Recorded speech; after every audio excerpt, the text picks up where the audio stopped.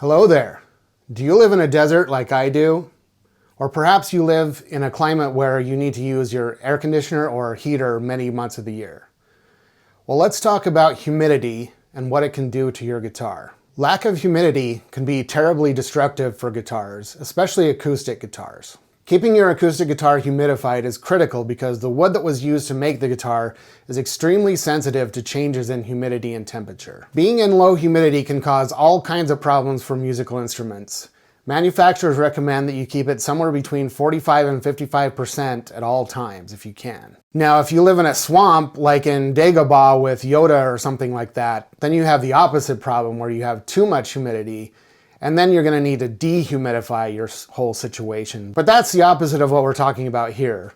Living in this very dry climate like I do, I have to take extreme measures just to get them anywhere in the ballpark of where they need to be. And even then, it's only barely adequate. Like for example, the insides of my cases I can only get to about 45%, and the rooms, even with humidifiers going all the time, I can only get to about 35%. Let's take a brief second and talk about why humidity is so important for guitars and acoustic guitars especially. First of all, it prevents cracking and warping. When the air is too dry, the wood in your guitar can lose moisture, causing it to shrink. This can lead to cracks in the body or neck joints, in the fretboard, or even warping of the wood itself. It also helps you maintain the proper action and playability. Changes in humidity can cause the guitar's neck to bow or the top to swell, which affects the action. That's the distance between the strings and the fretboard. This makes the guitar harder to play and can even lead to intonation issues in certain cases. It can also make the frets sprout or even pop up over time. This is because the metal doesn't shrink and the wood that's in your fretboard does shrink. Fret sprout is when the frets pop out of the ends of the fretboard and you can feel them rough on your hand. It's very sharp and might cut into your hand. It also helps preserve the tone. A properly humidified guitar maintains its structural integrity, which directly impacts its tone. Dry wood can get very brittle, which will affect the resonance and richness of the sound. You will find that your guitar sounds a lot more alive when it's been properly maintained and humidified. It also extends the lifespan of the guitar. Keeping your guitar in a stable, humidified environment helps ensure that it stays in good shape for years, both protecting your investment and keeping it sounding good. So to sum up, keeping your guitar well humidified keeps it sounding great, playing great, and helps you avoid costly repairs down the line. All right, so let's move on to our first tip of how to keep your guitar humidified and stable. The first one is keep it in a hard case. Gig bags don't offer the same seal of protection. It's easy for air to leak out and therefore they don't stay humidified inside of gig bags. Unless it's a really nice one that is very well sealed, you'll want a hard case because the environment inside stays stable over time. It's also resistant to temperature changes. So if you have a guitar that you want to keep for a long time and you want it to always sound its best, I highly recommend getting a hard case for it. This mostly applies to acoustics, although electrics can suffer from some of the same effects like the fret sprouting, and the temperature changes can definitely affect the action, the bow in the neck. Not as crucial for electrics as it is for acoustics, but it can be a great idea for electrics, especially if it's a semi-hollow or hollow body guitar. Those might have a little more sensitivity issues because they have exposed wood that's not finished inside of the body. So I would recommend hard cases for those as well. And you want to keep them inside the hard case at all times when you're not playing it. Leaving it out on a stand, leaving it out in the room, unless the room is properly humidified itself, it's going to quickly dry out the wood. It can happen in, just a couple of weeks. I once had my hands on a beautiful 1970s Martin D35, and the owner had left it out, I think, on a porch for many years. The wood was very dried out. There was a massive crack in the top. The fretboard had a crack in it, and it just broke my heart. It was also very dirty, very disgusting. Once I got it cleaned up and properly humidified, the crack started to close up, but I didn't have the experience or know how to seal it up, so I had to recommend that he take it to a luthier to get that fixed. But luckily it was still savable, but you don't want this to happen to your prized guitar, so please keep it humidified and keep it in a case. All right, so number 2, what I highly recommend are using a combination of Humidipaks. These are made by D'Addario, but you can get them from other manufacturers, and the little spongy things or other similar devices. So with the Humidipaks, I typically have 3 of them inside of the guitar. They come in this breathable pouch, and you can see there's 2 here, 1 on each side. They just go inside the sound hole like this and rest inside there. And then to kind of keep those, since I live in such a dry climate, I also use one of these sponges here. Has a sponge, goes inside here, and then I put it inside to also just kind of help keep things extra moist and help recharge it. And then the third one is just an individual one that goes up near the headstock. So we just stick it up in there. And then I also add another one of the spongy guys up here. Again, because it's just so dry, this kind of helps feed more moisture into the Humidipak so that they don't dry out basically instantly, in my case. You may not need to go that far, but this method was also recommended to me by a local guitar shop in my area. Both the owner and the repairman there suggested this, knowing just how dry it is around here. Also, stay tuned to the end of this video. I'm going to show you how you can get more life out of these and reuse them instead of just buying new ones every time they dry out. All right, so the next tip is, if possible, try to humidify the room that your guitars are in. If you have a dedicated music room or a room where all your guitars go and you can keep the door shut all the time, it might be a good idea to just humidify that room. If the room is stable, you're free to leave the guitars out longer. I still recommend putting them inside the hard case if you can, but if you have a stable room, not unlike the ones you see at music stores where they keep the acoustics and you can keep it stable in there, that's a good way to go to just make sure that your guitars, all of your guitars, are protected at all times. Now, there are some major caveats to running humidifiers. The first is, obviously, you need to keep them filled with water at all times, and that can be easy to forget, especially most of them you have to fill every day, especially if you live in a very dry climate like I do, like I mentioned a million times already.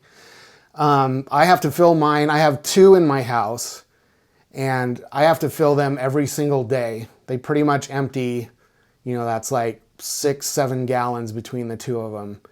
So it's a lot of filling, but it can be worth it if you have a lot of guitars around the house and you want to kind of try to keep things as stable as you can.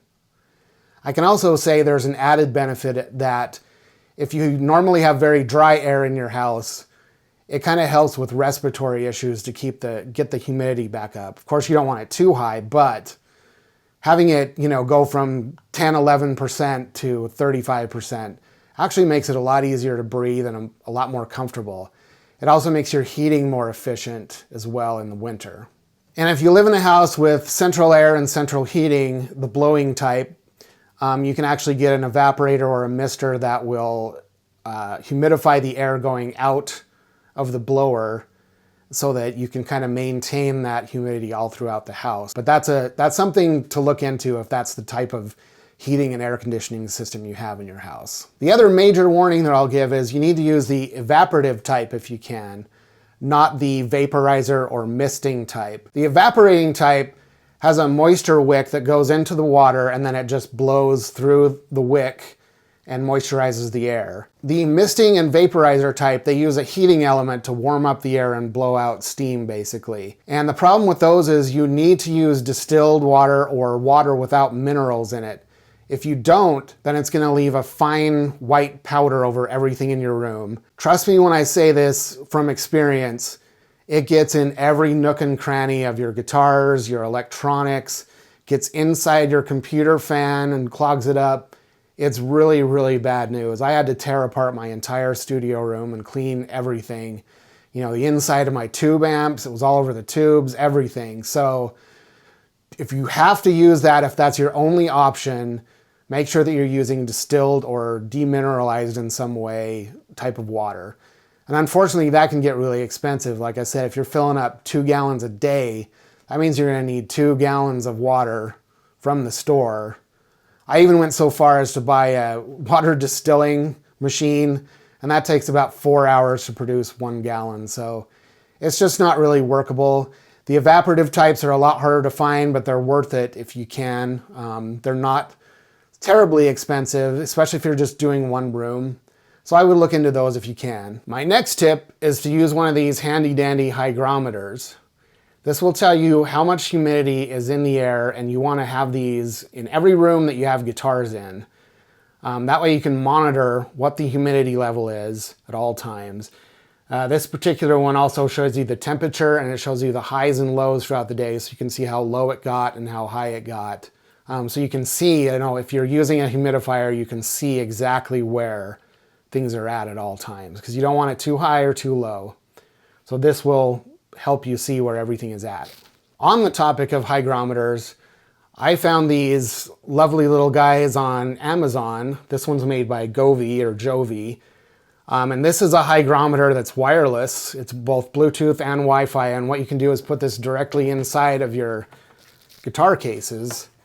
And with that, you can monitor at all times what the humidity levels and temperature levels are inside of the guitar case. With the app, you can also set up to get alarms if it gets too high or too low. So forgotten to keep up on your maintenance and things are drying out in there and it's getting below, like, say 35%, it'll warn you and tell you, hey, it's time to do this now.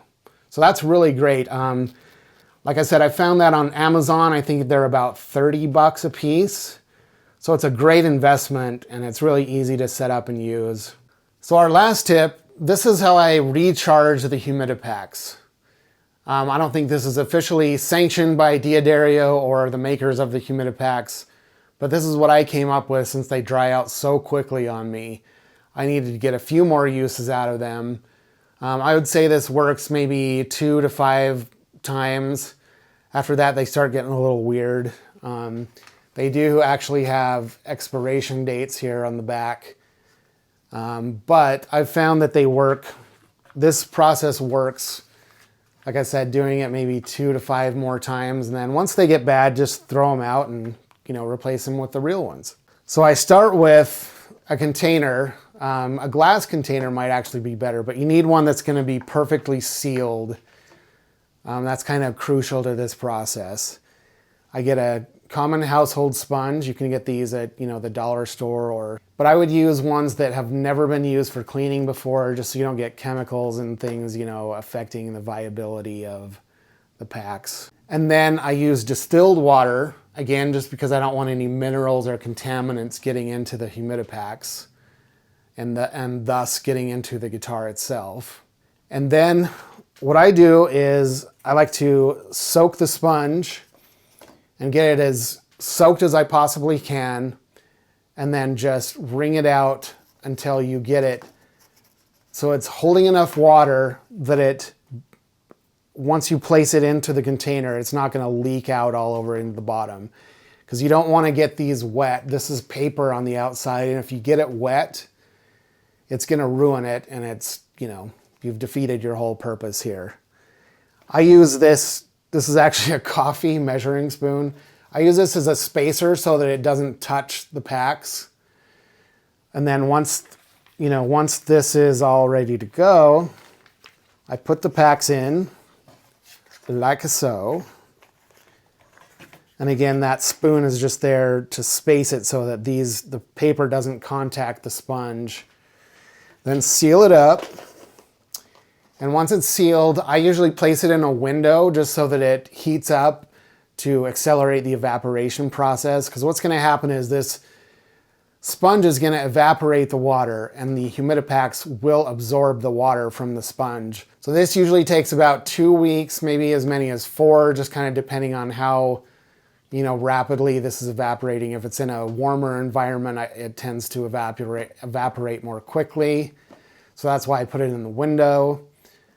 And then once that's done, you just whip them out and voila, they are recharged. It works quite well. So give it a try, see if you like it. If you don't, just buy new ones. It's that easy. All right, thanks for watching this video all the way to the end. If this video was helpful to you at all, you might want to consider subscribing and liking and hitting the bell and all that fun stuff. It'll really help me out a lot to bring you more of these videos. And I'm also going to put links below to my music and any other applicable things that I want you to check out. All right, thanks and goodbye.